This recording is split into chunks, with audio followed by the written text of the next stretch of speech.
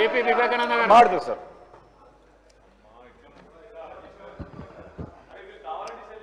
అధ్యక్ష, municipal administration and urban development, అదేవిధంగా industries, information technology, మరి ఇతర పద్ధతులపైన నాకు మాట్లాడడానికి అవకాశం ఇచ్చినందుకు ముందుగా మీకు ధన్యవాదాలు తెలియజేస్తూ అధ్యక్ష, హైదరాబాద్ నగరం పైన గత 16 నెలలుగా ప్రభుత్వం యొక్క దృష్టి ఏ రకంగా ఉందో బడ్జెట్లో వారు మెన్షన్ చేసినటువంటి నిధులు కేటాయింపులని చూసినట్టయితే నగరాన్ని పూర్తిగా విస్మరిస్తున్నట్టు స్పష్టంగా అర్థమవుతుంది అధ్యక్ష. అయితే విషయంలో పోయే ముందు మా బీఆర్ఎస్ పార్టీ తరఫున కూడా మరి రుణమాఫీ సంపూర్ణంగా చేయనందుకు మా నిరసన కూడా వ్యక్తం చేస్తూ చేయాలని చెప్పి కూడా బీఆర్ఎస్ పార్టీ రైతులతో పోరాటం చేస్తున్నట్టు చెప్పి కూడా నీ సభ ద్వారా ప్రభుత్వం దృష్టికి తీసుకొస్తూ అధ్యక్ష,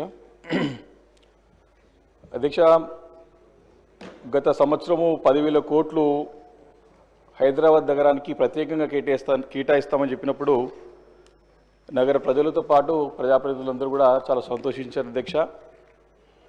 కానీ వాస్తవాలు ఒక్కసారి చూసినట్టయితే మరి దీనిపైన స్పష్టత ఖచ్చితంగా ఈరోజు మంత్రి గారు మరి బాధ్యతలు చేపట్టేది ముఖ్యమంత్రి అయినా ఈరోజు దీనిపైన రిప్లై అంతా కూడా గౌరవ మంత్రివర్యులు శ్రీధర్ బాబు గారు ఇస్తారు కాబట్టి దీనిపైన స్పష్టత ఇవ్వాల్సినటువంటి బాధ్యత ఉందని చెప్పి తెలియజేస్తూ ఈ కొన్ని అంకెలు చెప్పే ప్రయత్నం చేసిన అధ్యక్ష మనంటూ కూడా సరి చేయవచ్చు. జిహెచ్ఎంసీకి గత బడ్జెట్లో 2,654 కోట్లు కేటాయిస్తే 200 crores అంటే 1,200 కోట్లు విడుదల చేశారు అధ్యక్ష. హెచ్ఎండిఏకు ఔటర్ రింగ్ రోడ్ రుణం కోసం 200 కోట్లతో పాటు అభివృద్ధి కార్యక్రమాల కోసం 500 కేటాయిస్తే దానికి నిధులు ఏమీ కూడా కేటాయించలేదు అధ్యక్ష. జలమండలికి 3,385 కోట్లు కేటాయిస్తే అందులో కేవలం రుణాల కోసమే 800 కోట్ల రూపాయలు విడుదల చేశారు. కానీ అభివృద్ధి పనులకు జలమండలికి ఆదుకునేందుకు ఏమి కూడా ఉపయోగపడలేదు అధ్యక్ష, రూపాయి కూడా రాలేదు. మెట్రో రైలుకు అధ్యక్ష మరి ముఖ్యమంత్రి గారు ఎంతో ప్రతిష్టాత్మకంగా ఖచ్చితంగా మేము ఎయిర్పోర్ట్ వరకు తీసుకెళ్తామని చెప్పి ఉన్న రూట్ని క్యాన్సిల్ చేసేసి ఉన్న పనులు రాయదుర్గం నుంచి ఎయిర్పోర్ట్కి నడిచేటువంటి మంచి రూట్ని క్యాన్సిల్ చేసేసి సరే ఓల్డ్ సిటీ నుండి తీసుకెళ్తే మేము అందరం కూడా ఆహ్వానించాం, కానీ ఇది క్యాన్సిల్ చేయొద్దని చెప్పి పదే ప్రాధాయపడ్డాం. ఇప్పుడు కూడా నేను కోరుతా ఉన్నాను మళ్ళీ రీఇనిషియేట్ చేయాలి. దానికి సంబంధించినటువంటి కేటాయింపులు ఒకసారి చూసినట్టయితే అధ్యక్ష 1,100 crores కేటాయిస్తే 300 లోపే ఇచ్చారు అధ్యక్ష.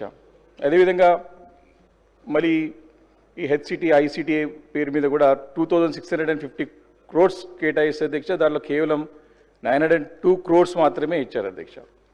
మూసీ సుందరీకరణకు అని చెప్పేసి కూడా చూసాం అధ్యక్ష. హైదరాబాద్ నగరంలో ఏ రకమైనటువంటి హంగామా, ఏ రకమైనటువంటి మరి చూసాం సోషల్ మీడియా ద్వారా ప్రజల యొక్క రెస్పాన్స్ చూసాం. దానికి మూసీ సుందరీకరణకు అని చెప్పి 1,500 కోట్లు కేటాయిస్తే అధ్యక్ష మరి ఆ మొత్తం ప్రాజెక్టుకు 80 కోట్లు మాత్రమే విడుదల చేసి మరి దాంట్లో నివసించే 170 మంది నిరుపేదల ఇళ్ళు మాత్రం కూల్చేయడంలో ఉత్సాహం చూపించింది ప్రభుత్వం తప్ప ఆ సుందరీకరణ పనులు మాత్రం ముందు తీసుకెళ్లడానికి శ్రద్ధ వహించలేదు అధ్యక్ష.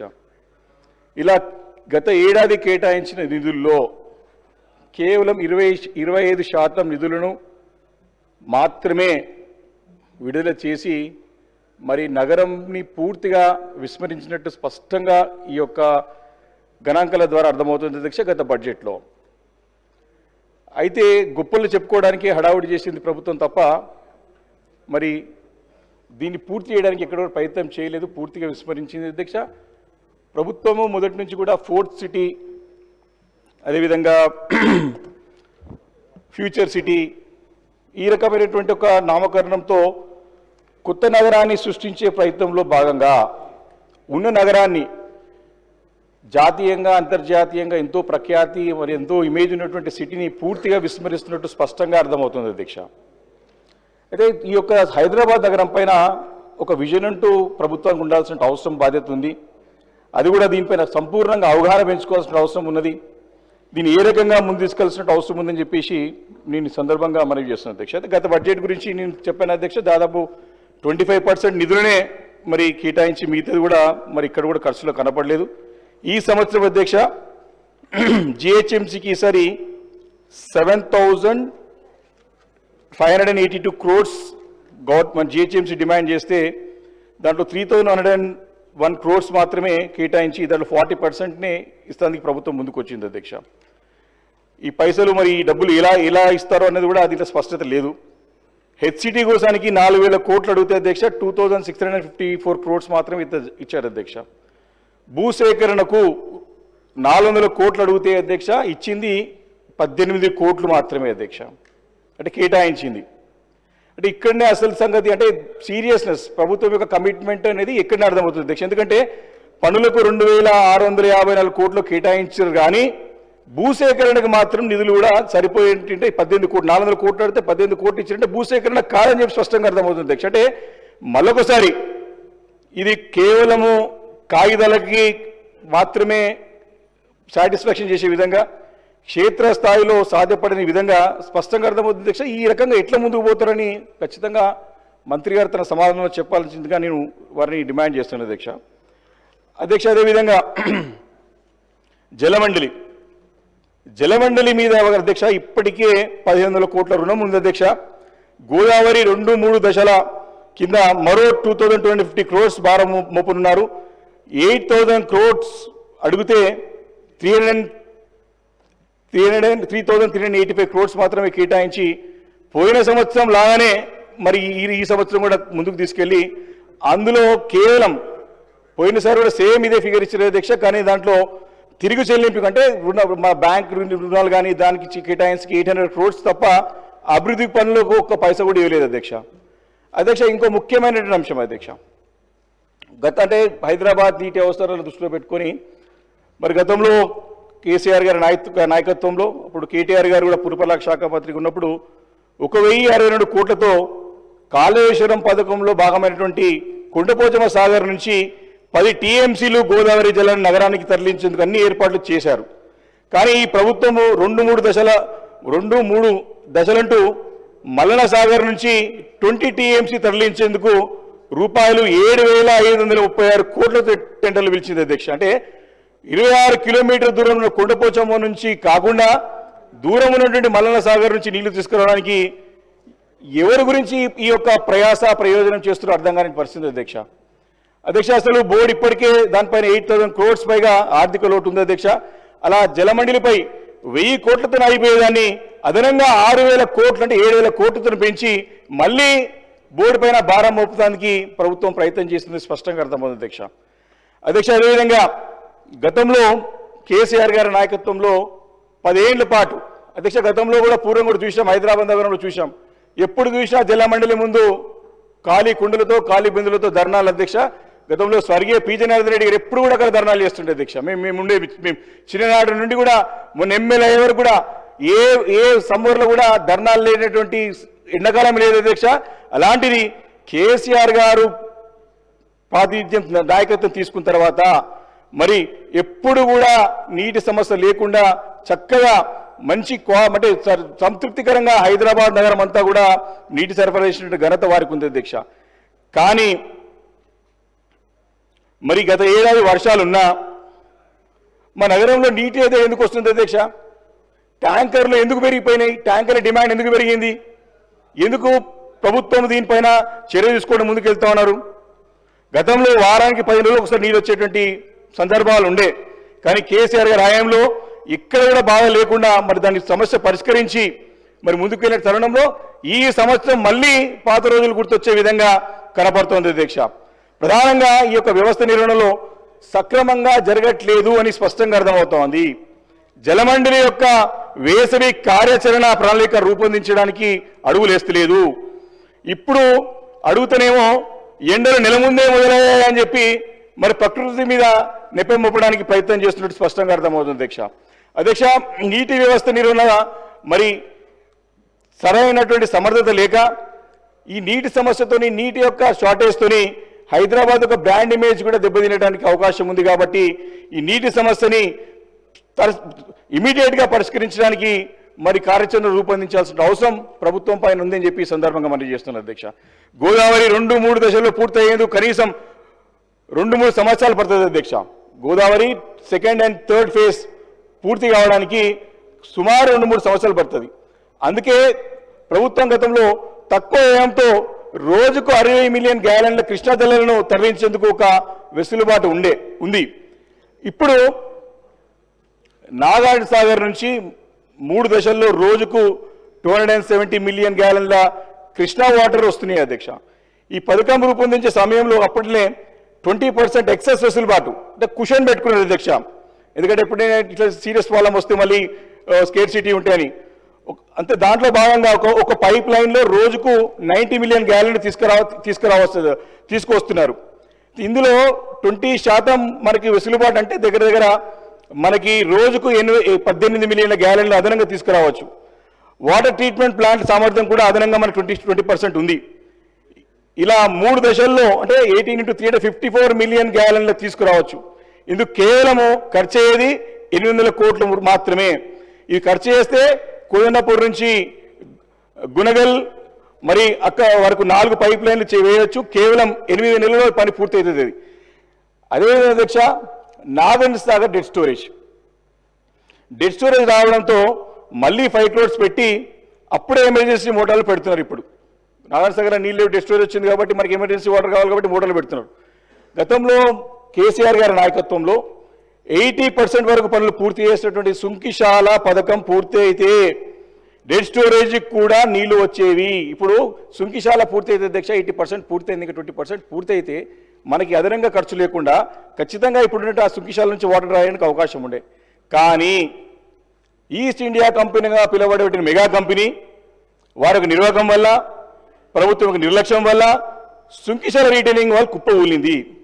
నేను అడుగుతున్నాను అధ్యక్ష ఈ సందర్భంగా మీ ద్వారా మంత్రి గారిని, మరి ఎందుకు మెగా కంపెనీ మీద ఎలాంటి చర్య తీసుకోలేదు? తీసుకుంటే ఏం చర్య తీసుకున్నారు? లిఖితపూర్వకంగా మేము కూడా అడిగినాం కానీ దానికి సమాధానం లేదు. ఆర్టీఏలో అడిగినాం దానికి రిప్లై లేదు. మరి ఎమర్జెన్సీ మోటార్లకు అయ్యే ఖర్చు ఆ మెగా కంపెనీ భరించాలి. వాళ్ళ తప్పిదంతో మరి వాళ్ళ తప్పిదంతో అయింది కాబట్టి ఎమర్జెన్సీ మోటార్లు పెడుతున్నందుకు ఖర్చు కూడా అంతా కూడా మెగా కంపెనీ చేయాల్సినటువంటి అవసరం ఉందని చెప్పి సందర్భంగా మనకి చేస్తున్నారు అధ్యక్ష. కాబట్టి నీటి సమస్య మరి గతంలో లేదు, ఉండేదాన్ని పరిష్కరించి మరి ముందుకు వచ్చే తరుణంలో మళ్ళీ కొత్తగా నీటి సమస్య మరి స్పష్టంగా కనపడుతుంది అధ్యక్ష. అదేవిధంగా హెచ్ఎండిఏ అధ్యక్ష గతంలో కేసీఆర్ గారి నాయకత్వంలో గత ప్రభుత్వంలో నెలవారీగా హెచ్ఎండి ఆదాయం సుమారు 120 నుంచి 150 కోట్ల వరకు ఉండేది అధ్యక్ష. భవన నిర్మాణ అనుమతులతోనే మెజారిటీ ఆదాయం వచ్చేది. కానీ గడిచిన 7 ఏళ్ల కాలంగా హెచ్ఎండి ఆదాయం నెలకు 50 కోట్ల కంటే తక్కువగా పడిపోయింది. అంటే దీని యొక్క సంస్థ యొక్క నిర్వహణ దాని యొక్క మెయింటెనెన్స్గా సరిపోతుంది అధ్యక్ష. ఎందుకు ఈ రకంగా పడిపోయింది అని ఖచ్చితంగా సమాధానం చెప్పాల్సిన అవసరం ఉంది అధ్యక్ష. ఇప్పుడు హెచ్ఎండిఏ చేతిలో సుమారు 23,000 కోట్ల రూపాయలతో ప్రాజెక్టులు చేయాల్సినటువంటి బాధ్యత వారు తీసుకున్నారు అధ్యక్ష. హెచ్ఎండిఏ చేతులు ఎలివేటెడ్ కారిడార్లు, కోత్వాల్గూడ పార్కు, లింక్ రోడ్లు, మాస్టర్ ప్లాన్ రూపకల్పన, చెరువుల సుందరీకరణ ఇలాంటి పనులు దగ్గర 23,000 కోట్ల రూపాయలు అవసరం ఉన్నాయి. మరి ఏ రకంగా చేస్తారు? 200 కోట్ల రూపాయల ఆదాయం ఉండేది మనకి 50 కోట్లకు నెలకు పడిపోయిందంటే దీనికి బాధ్యత ఎవరు తీసుకుంటారు? దీనికి కారణం ఏందో చెప్పాల్సిన అవసరం ఎంతైనా ఉందని చెప్పి మనవి చేస్తున్నాను అధ్యక్ష. హెచ్ఎండిఏకి ఆదాయం తగ్గిపోయింది పూర్తిగా, ప్రభుత్వం కూడా ఇస్తలేదు. అందుకే భూములు అమ్ముకోమని చెప్పేసి ప్రభుత్వం డైరెక్ట్గా చెప్తున్నట్టు స్పష్టంగా అర్థమవుతుంది అధ్యక్ష. భూములు అమ్మి తీసుకుందామంటే ఈ హైడ్రా పుణ్యమా అని చెప్పేసి రియల్ ఎస్టేట్ మొత్తం పడిపోయి మరి ఏ విధంగా పరిస్థితి ఉందో హైదరాబాద్ నగర ప్రజలకి రియల్ ఎస్టేట్ వ్యాపారం ప్రతి ఒక్కరు కూడా తెలుసు అధ్యక్ష. హెచ్ఎండిఏ పరిధిలో దాదాపు 3,000 చదరపు కిలోమీటర్ల పెంచడానికి ప్రయత్నం చేసి ఆల్రెడీ మరి ఇదే యొక్క దీంట్లో మరి దాన్ని గురించి చర్చ పెట్టి బిల్లు కూడా తీసుకొచ్చిన సంగతి చూసాం అధ్యక్ష. మరి కాగితాల మీదనే పెంచితే సరిపోదు, మరి సిబ్బంది మౌలిక వసతులు కల్పించి దాని తర్వాత ఈ యొక్క ఎక్స్పాన్షన్ చేస్తే బాగుంటుంది తప్ప లేకపోతే మాత్రం తాములలు ఇచ్చాం తనుకు చావండి అన్నట్టుగా నడుస్తుంది అధ్యక్ష. ఇది ఖచ్చితంగా దీన్ని చేయొద్దు, చేస్తే అన్ని కూడా సైంటిఫిక్గా చేయాల్సిన అవసరం ఉందని చెప్పి సందర్భంగా మనవి చేస్తున్నాను అధ్యక్ష. ఈరోజు చూసినట్టయితే మరి కరెంట్ సమస్య కూడా హైదరాబాద్ నగరంలో డిమాండ్ పెరుగుతూ ఉంది. ఈరోజు కరెంటు కూడా పోతా ఉంది. గతంలో 24 hours నాణ్యమైన విద్యుత్ హైదరాబాద్ నగరానికి ఇచ్చి మరి ఆ రోజు సమస్యను పరిష్కరిస్తే మళ్ళీ కొత్తగా స్టార్ట్ అయింది అధ్యక్ష. ఇప్పుడు ఎందుకు స్టార్ట్ అయిందంటే మరి దీని వినియోగం ఆల్మోస్ట్ ఆల్ ఎంత పెరిగింది అధ్యక్ష? ఈ మార్చ్లోనే సగటు వినియోగము దాదాపు 80 MUలకు చేరింది అధ్యక్ష. అంటే 3700 megawattsకి వినియోగం వచ్చింది అధ్యక్ష. గతంలో కేసీఆర్ గారి నాయకత్వంలో గ్రేటర్ గ్రిడ్ని రూపొందించుకునేందుకు దానిపై ఇప్పుడు ఎంత భారం పెరిగినా కరెంటు వస్తుంది. ఎందుకంటే ప్రతి నెల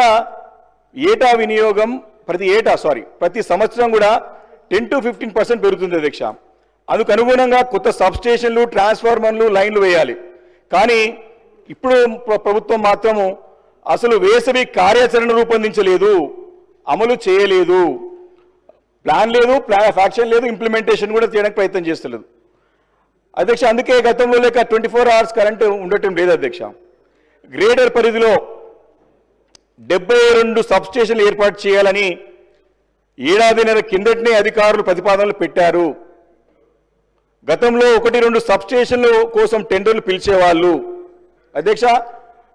సబ్స్టేషన్ ఎక్కడ అవసరం ఉంటే అప్పటికప్పుడు 1, 2, 3 ఎన్ని అవసరం ఉంటే అప్పుడు టెండర్లు పిలిచేవారు అధ్యక్ష. దీంతో చిన్న చిన్న కాంట్రాక్టర్ సరే వాళ్ళు పనులు చేసుకుంటుంటే తగ్గించుకొని పూర్తి చేస్తుండే అక్కడిక్కడ సమస్య పరిష్కరిస్తూ ఉండే. కానీ గత ఏడాది ఈ టెండర్లను ఆపేసారు అధ్యక్ష. సబ్స్టేషన్లకి 1, 2, 3, 4 సబ్స్టేషన్లు పెట్టాం కానీ దాన్ని ఆపేసి దక్షిణ డిస్కమ్ పరిధిలోని 200 పైగా సబ్స్టేషన్లు కలిపి ఒకేసారి టెండర్లు పిలిచారు. మరి ఆ ఒక కంపెనీకి వచ్చింది అధ్యక్ష. గిట్టుబాటు కాలేదని చెప్పేసి మళ్ళీ వెనక్కిపోయింది అధ్యక్ష. 2 సార్లు టెండర్ పిలిపించారు అధ్యక్ష. అధికారులు టెండర్లు పిలిచి చేతులు నిలుపుకున్నారు. ఈలోగా ఎండాకాలం వచ్చింది. మళ్ళీ కొత్త సబ్స్టేషన్లు లేక ఫీడర్లపై భారం పెరిగి ఐటీ కారిడార్లో కానీ ఈ యొక్క కరెంట్ షార్టేజ్, కరెంట్ పోవడము స్టార్ట్ అయింది అధ్యక్ష. 2 గంటలు ఈ యొక్క ఐటీ కారిడార్ ఎప్పుడు మనం నిరంతరం ఇచ్చేది అధ్యక్ష. ఈ 200 సబ్స్టేషన్లు ఒకటేసారి పిలవాలని చెప్పేసి ఆ కంపెనీకి లాభపడాలని చెప్పేసి ఎందుకు ప్రయత్నం చేస్తుంది ప్రభుత్వం అని చెప్పి స్పష్టంగా అడుగుతున్నాం అధ్యక్ష. మరి కంపెనీ అనుకున్న వ్యక్తులు పెద్ద పెద్ద వ్యక్తులు అధ్యక్ష, నేను పేరు చెప్పలేను, బాగుండవు చెప్తే కూడా బాధ్యత గల పదవిలో ఉన్నారు వారు. వారికి లాభం చేయడానికే మరి చేస్తున్నారా, ప్రజలు బాగోగులు పట్టించుకోరా అని చెప్పేసి సందర్భంగా నేను అడుగుతా ఉన్నాను అధ్యక్ష. సింపుల్గా ఈరోజు హైదరాబాద్ నగరంలో రోజు రోజుకి పెరుగుతున్న డిమాండ్ తగ్గట్టు ప్రభుత్వం స్పష్టంగా ముందు పోయినట్టు కనపడుతుంది అధ్యక్ష. ఎందుకంటే హెచ్సిటీ కింద ప్రభుత్వము ప్రతిష్టాత్మకంగా పనులు ప్రారంభించింది. కానీ పర్ఫ్యూయన్స్ లేదు, ఫాలోఅప్ లేదు, సమీక్షలు లేవు. ఇది హైదరాబాద్ నగరం అంటే అధ్యక్ష దీన్ని వైబ్రెంట్ సిటీ అధ్యక్ష. ఎప్పటికప్పుడు దీనిపైన మనం దృష్టి కేంద్రీకరించుకొని దీన్ని సమీక్షలు చేస్తుంటేనే పనులు ముందు పోతాయి అధ్యక్ష. బాధాకరమైన విషయం ఏంటంటే ఇంత పెద్ద హైదరాబాద్ నగరానికి చెందినటువంటి ఒక మంత్రి లేడు అధ్యక్ష. అంతో ఇంత ఉందంటే మాకు ఉమ్మడి రంగారెడ్డి జిల్లాకి ఉంది, మీరే అధ్యక్ష. మాకు బాగా ఎందుకంటే అధ్యక్ష ఈ పనులు చేసిరు, కేటాయించరు, కానీ పనులు ముందుకు పోతలేదు. ఉదాహరణకి మా దగ్గరనే ఫాక్స్ సాగర్ రోడ్, మా ఇంటి పక్కకే ఫాక్స్ సాగర్ రోడ్ ఉంటుంది అధ్యక్ష. 100 feet రోడ్ శాంక్షన్ అయింది గతంలో, కానీ 100 feet పాసిబిలిటీ లేదు. దాన్ని 40 feet చేయమని చెప్పేసి అధికారులకు చెప్పినా పట్టించుకుంటలేరు. 100 feet గతంలో తీసుకున్నారు, బట్ అది ఫీజిబిలిటీ లేదు. అక్కడ ఒక పక్క బండి ఉంటుంది, ఒక పక్క ఇండ్లు ఉంటాయి, కోర్టుల కేసులు పోయి పండింగ్ పడిపోతుంది అది. కాబట్టి హెచ్సిటీ కింద ఇంత పెద్ద ఎత్తున మీరు ప్రతిష్టాత్మకంగా తీసుకొని దగ్గర 7,000 కోట్లతో పనులు ప్రారంభించి కానీ పనులు ముందుకు పోకపోతే ఎవరికి నష్టం అధ్యక్ష? అది డైరెక్ట్గా ప్రజలకు నష్టం, ప్రభుత్వానికి కూడా చెడ్డ పేరు, బాధ్యత తీసుకుంటే ఎమ్మెల్యేలకి కానీ కూడా ప్రజాప్రతినిధులు కూడా చెడ్డ పేరు. కాబట్టి నేను కోరేది ఒకటే అధ్యక్ష, మీరు రెగ్యులర్గా ఎప్పటికప్పుడు కూడా దీనిపైన సమీక్షలు పెట్టండి, దీనిపైన ఆన్సర్ చేయండి, దీనిపైన మాకు తెలియజేయండి అని చెప్పేసి సందర్భంగా కోరుతున్నాను అధ్యక్ష. ఎస్ఆర్డిపి, ఎస్ఎన్డిపి పనులు కూడా గతంలో ప్రారంభించి హెచ్సిటీ కింద తీసుకున్నారు. గతంలో సెకండ్ ఫేజ్ కింద మిగిలిపోయిన పనులన్నింటినీ కూడా ముందుకు తీసుకెళ్లాలని చెప్పేసి కోరుతున్నాను అధ్యక్ష. హెచ్ఎండిఏలో ఎలివేటెడ్ కారిడార్స్ ముఖ్యమంత్రి గారు రేవంత్ రెడ్డి గారే వారి చేతుల మీద స్వహస్తాల మీదనే గత సంవత్సరం పార్లమెంట్ ఎన్నికల ముందు ఎలివేటెడ్ కారిడార్స్ ప్యారడైజ్ నుంచి అటు బోయినపల్లి చెక్ పోస్ట్ వరకు, అదేవిధంగా షామీర్పేట రోడ్లో 2 ఎలివేటెడ్ కారిడార్స్కి స్టోన్ వేసి కొబ్బరికాయ కొట్టారు అధ్యక్ష. ఏం పనులు జరుగుతున్నాయో ఎప్పుడు కూడా అర్థమవుతలేదు. ఇప్పటికీ ఆఫీసర్ని అడిగితే సర్వే జరుగుతూ ఉంది, సంవత్సరం అయిపోయింది అధ్యక్ష. ఎప్పటి లోపల పూర్తి చేస్తారు? What's the time frame to complete the elevated corridors చెప్పాల్సిన అవసరం ఉంది అధ్యక్ష. అదేవిధంగా అధ్యక్ష, మియాపూర్ గండిమేసం రోడ్ ఒకటి ఉదాహరణ, చిన్న లోటుపాటుతో ఇట్ల పనులు అయిపోతే చెప్తున్నా అధ్యక్ష. మియాపూర్ నుంచి గండిమేసం వరకు పెద్ద ఎత్తున 200 కోట్లతో పని జరుగుతుంది అధ్యక్ష. ఫారెస్ట్ డిపార్ట్మెంట్ నుంచి క్లియరెన్స్ వచ్చింది, కానీ ఆ ఒక కమ్యూనికేషన్ ద్వారా అక్కడ మినిస్ట్రీ గారి దగ్గరనే ఫారెస్ట్ మినిస్టర్ పెండింగ్ పడిపోయింది. హెచ్ఎండిఏ నుంచి పరిశీలన చేసినా ముందు పట్టలేదు. మినిస్టర్ లెవెల్లో, ప్రభుత్వం లెవెల్లో దీన్ని పరిశీలిస్తే ఆ పనులు ముందు పడడానికి అవకాశం ఉంటుంది. అదేవిధంగా అధ్యక్ష, మనకి జిహెచ్ఎంసీలో ప్రధానంగా బాధాకరమైన విషయం ఏంటి అధ్యక్ష, 40% వీధి లైట్లు వెలగట్లేదు. దీనికి ఏది కారణం? దీని పెండింగ్ బిల్లు పెండింగ్ పెడితే కట్టరా లైట్ చీకట్లు ఉన్నాయి అధ్యక్ష. దాంతో యాక్సిడెంట్స్ అవుతున్నాయి, దాంతో ప్రాణ నష్టం జరుగుతూ ఉంది. 40% ఇంత బ్రాండ్ ఇమేజ్ ఉన్న సిటీలో 40% స్ట్రీట్ లైట్స్ వెలగట్లే అంటే సంవత్సరం నరగా వస్తోంది కొత్త ప్రభుత్వం వచ్చి, ఇంకా పాత ప్రభుత్వం నెప్పమప్పి ఇంకా పనులు ముందుకు కొనసాగించడం కరెక్ట్ కాదు. 40% స్ట్రీట్ లైట్స్ వెలగట్లేదు. దీనిపైన స్పష్టంగా మంత్రిగా సమానం ఇచ్చి వాటిని రెక్టిఫై చేసే ప్రయత్నం చేయాలని చెప్పి కోరుతా ఉన్నాను అధ్యక్ష. అదేవిధంగా అధ్యక్ష, సీసీటీవీ కెమెరాస్ కూడా దాదాపు 10 లక్షల సీసీటీవీ కెమెరాస్ అంతా కూడా నగరం అంతా కూడా ఆ రోజు అమర్చి లా అండ్ ఆర్డర్ కంట్రోల్ చేయాలని చెప్పేసి ప్రయత్నం చేశారు అధ్యక్ష గతంలో మా ప్రభుత్వంలో కేసీఆర్ గారి నాయకత్వంలో. ఆ ఒక సీసీటీవీ కెమెరాస్ మెయింటెనెన్స్ లోపం వల్ల కూడా పోలీస్ డిపార్ట్మెంట్ కూడా ఇబ్బంది పడుతుంది అధ్యక్ష. దానిపైన కూడా నిర్ణయం తీసుకుని సీసీటీవీ కెమెరాస్ కూడా మెయింటైన్ చేయాల్సిన అవసరం ఉందని చెప్పి సందర్భంగా మనవి చేస్తా ఉన్నాను అధ్యక్ష. అధ్యక్ష, పారిశుద్ధ కార్మికుల వేతనాలు కూడా మరి చాలా తక్కువ ఉన్నాయని చెప్పి గతంలో ముఖ్యమంత్రి గారు కేసీఆర్ గారి నాయకత్వంలో 7,000 నుంచి దాన్ని 11,000 12,000 చేసి మరి వారి యొక్క దాతలు చాటుకున్నారు. ఈ ప్రభుత్వం కూడా వారు హామీ ఇచ్చినారు, 17,000 18,000 చేస్తామని చెప్పి తక్షణం పెంచాలని చెప్పేసి సందర్భంగా కోరుతా ఉన్నారు అధ్యక్ష. అదేవిధంగా అధ్యక్ష, మెయిన్ రోడ్స్ని ఊడ్చే యంత్రాలను కూడా రామ్కి కాంట్రాక్ట్ ఇచ్చారు. మరి దాంట్లో కూడా అవకతవకలు ఉన్నాయి. మరి మీ ద్వారా నేను మంత్రి గారి తీసుకొస్తా ఉన్నాను. ఆ రామ్కి మరి యంత్రాల ద్వారా రోడ్స్ క్లీన్ చేయాలంటారు కానీ కార్మికులతో క్లీన్ చేస్తారు కానీ బిల్లులు మాత్రం రామ్కి చెల్లిస్తారు అధ్యక్ష. మరి దానిపైన కూడా మాట్లాడుతూ కోరుతాను అధ్యక్ష. అదేవిధంగా అధ్యక్ష, మరి ప్రాపర్టీ ట్యాక్స్ విషయంలో కూడా కొన్ని రెసిడెన్షియల్కి కమర్షియల్ వస్తూ ఉన్నాయి, దానిపైన కూడా దృష్టి కేంద్రీకరించాల్సిన అవసరం ఉంది అధ్యక్ష. అదేవిధంగా 40, 50, 60 గజాలు ఉన్నటువంటి బిల్డింగ్లకు కూడా 100% పెనాల్టీ వేసి 3 సంవత్సరాల ముందు నుంచి కూడా ట్యాక్స్ చేస్తారు అధ్యక్ష. దాని పట్ల కూడా నేను కమిషనర్ గారికి జోనల్ కమిషనర్ దృష్టికి తీసుకెళ్లాను. దాన్ని కూడా తక్షణం మరి ఒక శాశ్వతంగా పరిష్కారం ఇవ్వాలి. 40 గజాలు 50 గజాలు కూడా పెనాల్టీ వేయడం, వారికి 3 సంవత్సరాల నుంచి కూడా ట్యాక్స్ చేయడం కరెక్ట్ కాదని చెప్పి సందర్భంగా మనం చేస్తున్నాం అధ్యక్ష. డాగ్ మెనెస్ కూడా గతంలో చెప్పాము అధ్యక్ష. డాగ్ మెనెస్, కుక్కల యొక్క బెడద ఎక్కువన్నది, దాన్ని నియంత్రించడానికి దాన్ని కంట్రోల్ చేయడానికి కూడా ప్రయత్నం చేయాలని చెప్పి సందర్భంగా కోరుతా ఉన్నాను అధ్యక్ష. మెట్రో, హైదరాబాద్ మెట్రోకి ఇప్పుడు మీరు కేటాయించిన నిధులతో పెడితే ఎన్ని సంవత్సరాలు పూర్తవుతుంది? మెట్రో గతంలో మీరు చెప్పినారు, మేము నార్త్ సిటీకి కావాలని చెప్పేసి మీరు 4th సిటీ తీసుకుపోతామని చెప్పారు ముఖ్యమంత్రి గారు. ప్రజల నుంచి మరి తిరుగుబాటు వచ్చింది, ఆందోళన వచ్చిన తర్వాత మళ్ళీ కూడా వారు సమీక్షించుకొని నార్త్ సిటీకి మేము మెట్రో ఇస్తామని ప్రకటించారు. సంతోషం, దాన్ని అభినందిస్తున్నాం అధ్యక్ష. కానీ ఆ దిశగా అడుగులు పడట్లేదు. 40 కిలోమీటర్లు శంషాబాద్ ఎయిర్పోర్ట్ నుంచి దూరం ఉండి 40 కిలోమీటర్ల దూరం ఉన్నటువంటి లేని ఊళ్ళో ఉన్నటువంటి ఫ్యూచర్ 4th సిటీకి మీరు కన్సల్టెన్స్కి ఇస్తారు. ఇక్కడ నార్త్ సిటీ జనాభా ఉన్నట్టుది, ప్రజలు ఉన్నటువంటి నార్త్ సిటీకి మీరు అడుగులు వేయాలని చెప్పేసి నేను డిమాండ్ చేస్తాను అధ్యక్ష.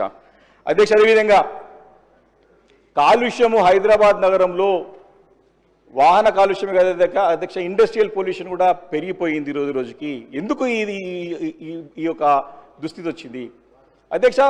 గతంలో సేమ్ ఇదే పరిస్థితి ఉంటే 2014-15లో ఈ బాచ్పల్లి ప్రాంతంలో ఉంటే అనేక కాలనీలు వాళ్ళందరూ కూడా రోడ్లపైన ధర్నాలు చేశారు. ఇప్పుడు కూడా అదే పరిస్థితి వచ్చింది. మళ్ళీ నిన్నగాక మొన్న పెద్ద ఎత్తున ప్రజలు రోడ్లపైనకి వచ్చి బాచ్పల్లి, నిజాంపేట, మల్లంపేట, బోరంపేట, దుందిగల్, ఆ గండిమేసం ప్రాంతం అంతా కూడా కాలుష్యమైపోయింది అధ్యక్ష. లంబడి తాండాలు ఉంటాయి మాకు, 2-3 తాండాలలో దుందిగల్ కాకలేపు తాండాలు కూడా కాలుష్యంతో ప్రజలు ఇబ్బంది పడుతూ ఉన్నారు.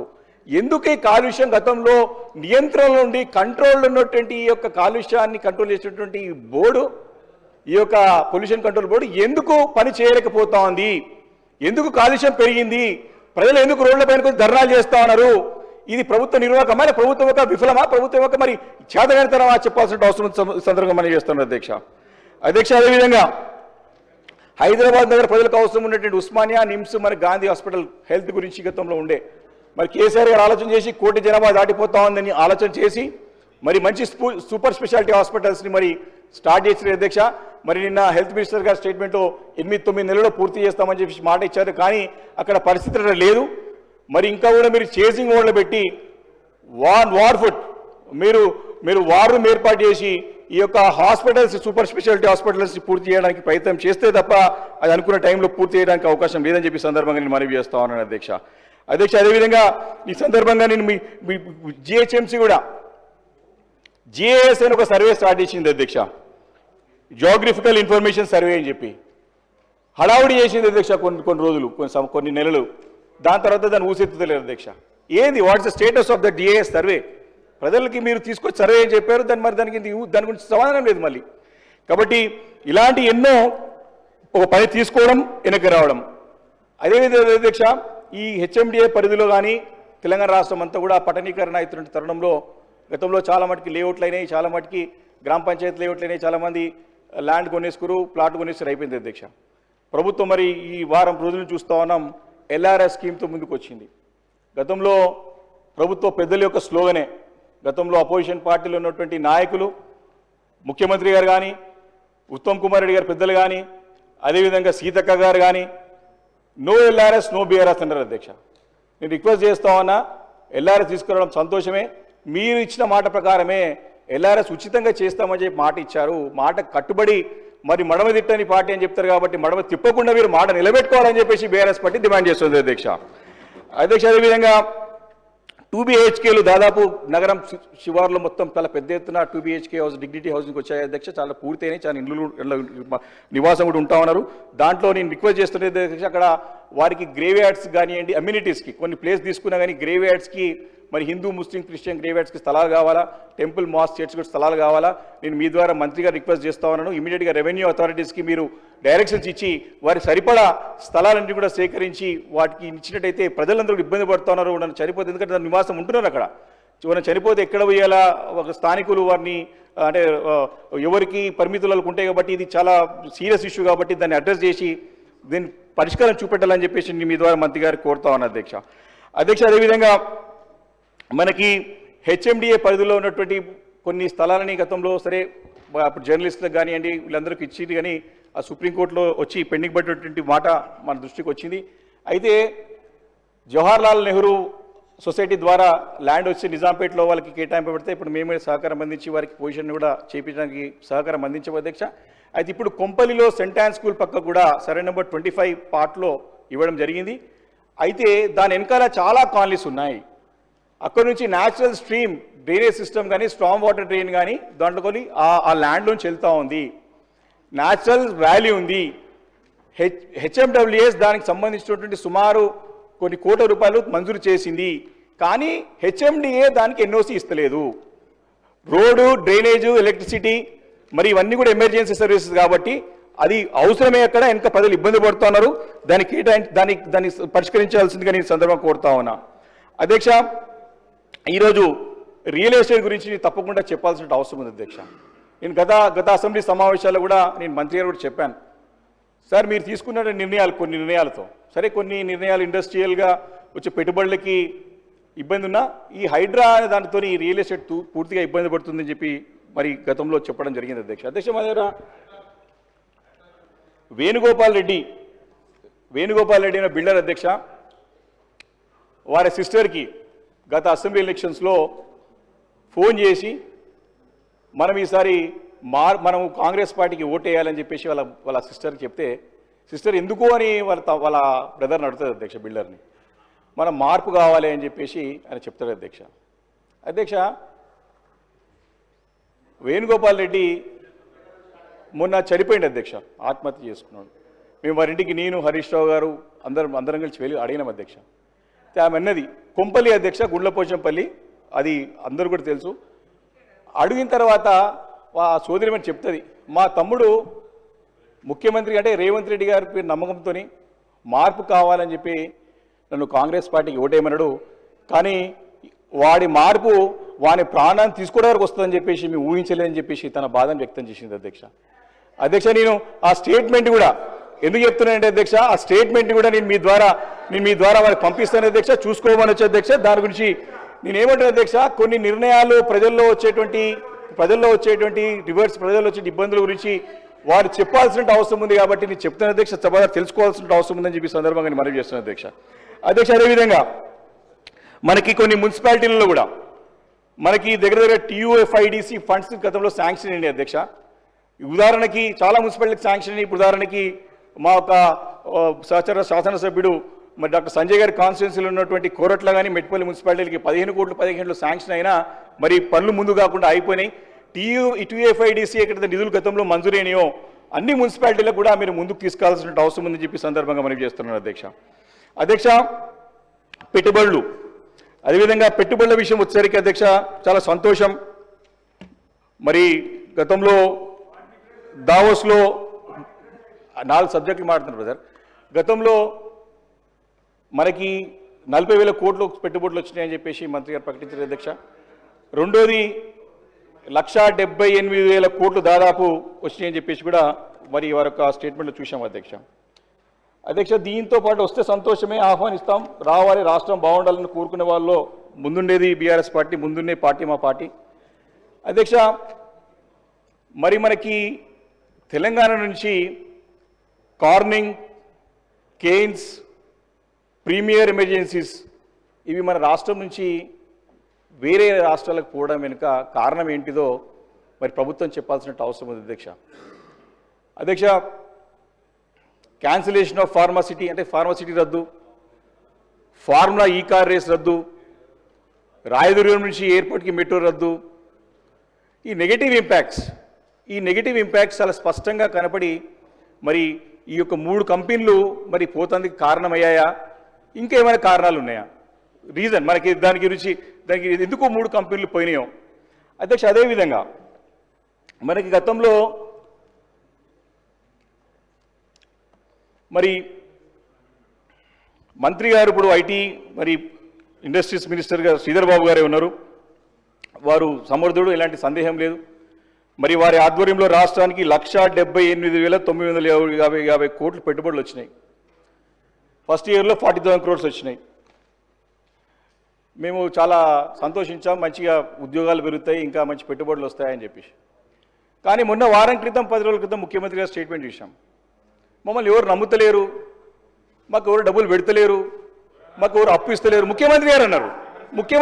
నేను అది రికార్డు చెప్తా ఉన్నా, ముఖ్యమంత్రి గారు అన్నారు అధ్యక్ష. నేను ఒకటే అడుగుతున్నా అధ్యక్ష, స్టేట్ పాయింట్ మంత్రి గారు చెప్పారు అధ్యక్ష. స్టేట్ పాయింట్ నేను మంత్రి గారు అడుగుతా ఉన్నా ఈరోజు ఈ వచ్చిన నిధులు దగ్గర దాదాపు 2 లక్షల కోట్ల పెట్టుబడులు నిజమా, ముఖ్యమంత్రి గారి మాట అబద్ధమా?